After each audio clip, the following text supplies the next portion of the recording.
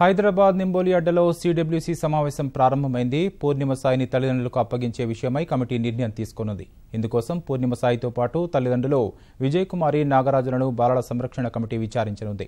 తాజా వివరాల్ని మా ప్రతినిధి మురళి ప్రత్యక్ష ప్రసారం ద్వారా అందిస్తారు.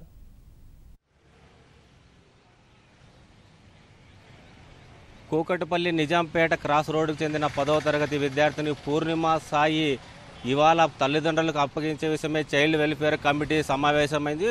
కాచిగూడలోని నింబోలి అడ్డ బాలికల సదనంలో ఈ కమిటీ 4 సభ్యులతో కూడినటువంటి కమిటీ సమావేశమైంది. ఇవాళ ఈ చిన్నారిని వాళ్ళ తల్లిదండ్రులకు అప్పగించాలా లేదా అనే దానిపైన కూడా ఆ చిన్నారి అభిప్రాయం తెలుసుకోవడంతో పాటు ఆ తల్లిదండ్రులు విజయ్ కుమారి అదేవిధంగా నాగరాజును కూడా కౌన్సిలింగ్ చేయడానికి కమిటీ సమావేశమైంది. కొద్దిసేపటి క్రితమే 4 సభ్యులతో కూడినటువంటి కమిటీ ఈ సదన్లో బాలికల సదన్లో సమావేశమైంది. వారందరూ కూడా లోపల చిన్నారి పూర్ణిమ సాయిని విచారిస్తున్నారు. 40 రోజులుగా ఇంటి నుంచి వెళ్లిపోయినటువంటి ఈ పూర్ణిమ సాయి ముంబైలోని ఒక బాల సదన్లో ఆశ్రమంలో పొందుతోంది. అనికాశ్రీ అనేటువంటి పేరుతో ఆ అమ్మాయి ఆశ్రమంలో చేరి అక్కడ నాకు సినిమాల పైన ఆసక్తి ఉంది అనేటువంటి అభిప్రాయం కూడా పోలీసులకు వెల్లకింది. అయితే విషయం దాదాపు 40 రోజుల తర్వాత విషయం తెలుసుకున్నటువంటి పోలీసులు ఈ నెల 17వ తేదీన హైదరాబాద్ నుంచి ముంబైకి వెళ్లారు. అయితే అక్కడ పోలీసులు ఆ చిన్నారిని తల్లిదండ్రులకు అప్పగించే విషయం ప్రయత్నాలు చేసినప్పటికీ కూడా ఆ పూర్ణిమ సాయి మాత్రం తల్లిదండ్రులకు వెంట వెళ్లడానికి అయిష్టం చూపింది. అయితే తల్లిదండ్రులు తిరిగి హైదరాబాద్కి వచ్చారు. సపరేట్గా పోలీసులు ఆ అమ్మాయిని తీసుకుని ఈ బాల సదన్కి తీసుకొచ్చారు. అయితే ఇప్పటికి కూడా ఆ చిన్నారిని తల్లిదండ్రులకి వద్దకు వెళ్ళడానికి అయిష్టత చూపుతోంది.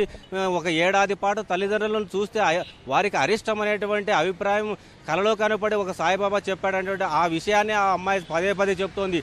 దీనిపైన పూర్తి స్థాయిలో విచారించిన తర్వాత 2 రోజుల పాటు నిన్న మొన్న కూడా కౌన్సిలర్లు కూడా ఆ చిన్నారిని విచారించారు. ఎందుకోసం మీరు ముంబై వెళ్ళారు, ఏం జరిగింది, ఏమైనా తల్లిదండ్రులు ఏమన్నా గట్టిగా మందలించారా, చదువు పైన అనాసక్తి ఉందా ఏంటి అనే దానిపైన కూడా 2 రోజుల పాటు మానసిక వైద్య నిపుణులు అందరూ కూడా పూర్ణిమ సాయిని పూర్తి స్థాయిలో విచారించారు. ఈ కౌన్సిలర్లు ఇచ్చినటువంటి పూర్తి స్థాయి నివేదికను ఈ కమిటీ ఇవాళ చర్చించనుంది. దీంతో పాటు మరోసారి ఇవాళ తల్లిదండ్రులను కూడా నాగరాజు అదేవిధంగా విజయ్ కుమార్ని కూడా ఈ 4 సభ్యులతో కూడినటువంటి కమిటీ వారి ముందర ఈ కౌన్సిలర్లు ఇచ్చినటువంటి నివేదిక, వారి స్టేట్మెంట్ అన్నిటి కూడా పూర్వపరాలను పరిశీలించిన తర్వాత ఇవాళ మధ్యాహ్నం 1 గంట తర్వాత ఏం చేయాలని దానిపైన కూడా ఈ కమిటీ ఒక నిర్ణయం తీసుకొని ఉంది. ఆ అమ్మాయి చెప్పేటువంటి అభిప్రాయాల మేరకు ఆ తల్లిదండ్రులతో వెళ్తుందా లేకపోతే హోంలోనే ఉండి చదువుకుంటుందా అనే దానిపైన కూడా కమిటీ నిర్ణయం వెలువరించేటువంటి అవకాశం ఉంది. ఈ కమిటీ యొక్క నిర్ణయం పైనే సర్వత్రా ఆసక్తి నెలకొంటుంది. లోపల తల్లిదండ్రులు కూడా ఉన్నారు.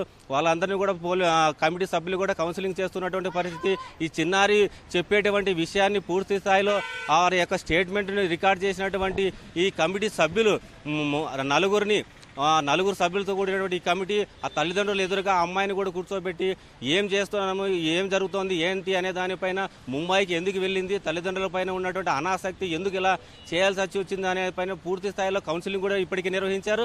అయితే 1 గంట తర్వాత ఆ అమ్మాయి అయిష్టత లేకపోతే ఇష్టంగా ఉందనే దానిపైన పూర్తిగా ఒక నిర్ణయం తీసుకోవడానికి అయితే కమిటీ ఇప్పటికే సమావేశమైంది. 1 గంట తర్వాత దీనిపైన ఒక నిర్ణయం వెలువడించేటువంటి అవకాశం ఉంది.